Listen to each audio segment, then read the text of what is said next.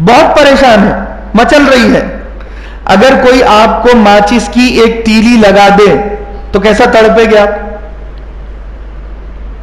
ایسا لگا دے تن بدن میں آگ لگ جاتی ہے. تو جب کوئی انسان گناہ کرتا ہے نا تو ہر گناہ پر روح کو ایسے ایسے ایسے ایسے ایسے ایسے ایسے وہ جلاتا رہتا ہے، اس کی روح تڑپتی رہتی ہے، سکون نہیں ملے گا. سگریٹ پینے والا سوچے گا کہ میں سگریٹ میں مجھے سکون مل رہا ہے، شراب پینے والا سوچے گا کہ شراب سے میرا ڈپریشن دور ہو رہا ہے. بہت بڑی غلط فہمی ہے.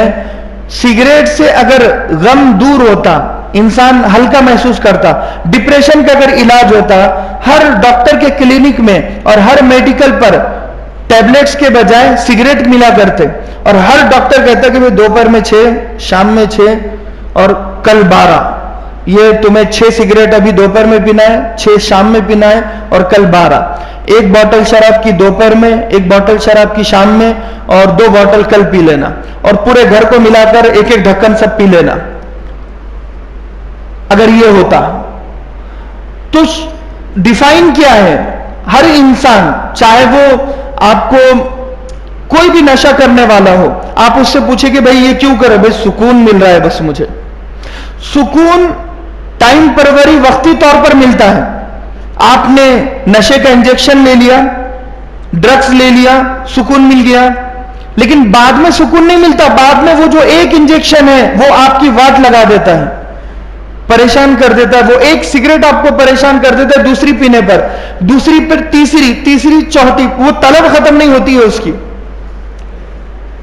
وہ سمجھ رہا ہے ٹینشن ختم ہو رہا ہے، جبکہ یہ ٹینشن سگریٹ نہیں پینے کی وجہ سے ہے. سگریٹ پیے گا تو اب اسے لگے گا ٹینشن ختم ہو گیا، لیکن سگریٹ کا ٹینشن جو ہوا، طلب جسے کہتے ہیں، وہ طلب ہی ٹینشن ہے، وہ طلب ہی ٹینشن ہے.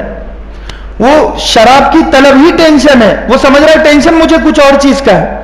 چائے پینے والے کو آپ دیکھو، جب آپ اسے کچھ دین کی بات، ایک جگہ میں گیا ہوں، کچھ بات سمجھا رہا تھا وہ نوجوان کو، بہت دیر ہو گئی، 15-20 منٹ ہو گئے، وہ پب جی کھیل رہا تھا یا فری فائر تھا، وہ بن ہی نہیں کر رہا ہے. تو میں نے پوچھا، میں بولا کیا بات ہے بھائی؟ میں نے جو سمجھایا وہ سمجھ میں آیا کیا؟ ہاں بولے مولانا سمجھ میں آ گیا. میں اس سے کچھ سوال کیا تو پتا چلا کہ وہ 15 منٹ جو میں نے اس کے سامنے دین کی بات کی ہے، اس میں سے ایک بات بھی اس نے توجہ سے سنی نہیں ہے، ایک بات بھی. بھائی مولانا پہلے میں یہ لیول پار کر دیتا یار، پھر آپ کی بات سنوں گا. لیول پار کرنا سوار تھا. تو ٹینشن اسے کس چیز کا ہے؟ لیول پار کرنے کا. وہ لیول پار کر لے گا نا، پھر دوسرے لیول پر جانے کا ٹینشن رہے گا. تو یہ ٹینشن تم نے خود کریشن کیا ہے، تم خود کریٹ ہو اس ٹینشن کے، تم خود بنانے والے ہو، اور تم خود سمجھ رہے ہو کہ یہ ٹینشن اسی ٹینشن سے دور ہو رہا ہے. یہ اللہ کا پیدا کردہ ٹینشن نہیں ہے، اللہ کا بنایا ہوا نہیں ہے، یہ ہماری خود کی کرتوت ہے. تو لہذا تیسرے نمبر پر دنیا کے بڑے اور دین کے بڑوں میں کیا فرق ہے؟ میں نے 3 باتیں آپ کے سامنے رکھی. پہلی چیز کیا رکھی آپ کے سامنے کہ ارے بھائی بتاؤ دین کے بڑوں اور دنیا کے بڑوں میں کیا فرق ہے؟ کوئی سن ہی نہیں رہا توجہ سے، کمال ہے. دنیا کے بڑوں اور دین کے بڑوں میں کیا فرق ہے؟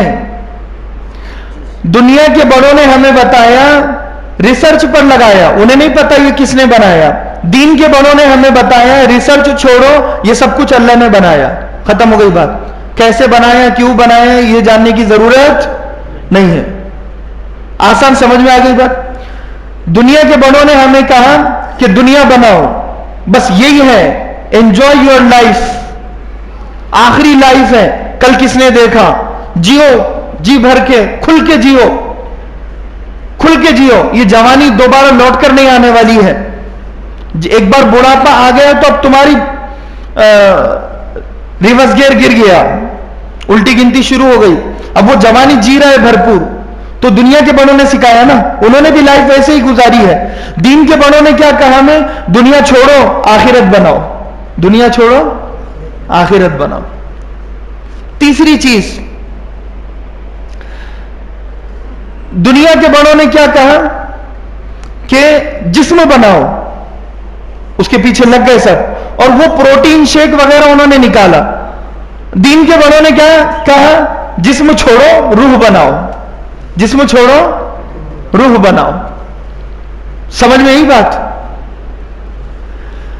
ایک اور چیز، دنیا کے بڑے اور دین کے بڑے، جب کوئی آدمی کامیابی پر جاتا ہے نا تو دنیا کو وہ کچھ رولز اینڈ ریگولیشن، کچھ قوانین دیتا ہے، کچھ چیزیں بتاتا ہے. وہ تو بالکل ایسے ہی دین کے بڑوں نے اور دنیا کے بڑوں نے کچھ قانون بتائے ہیں.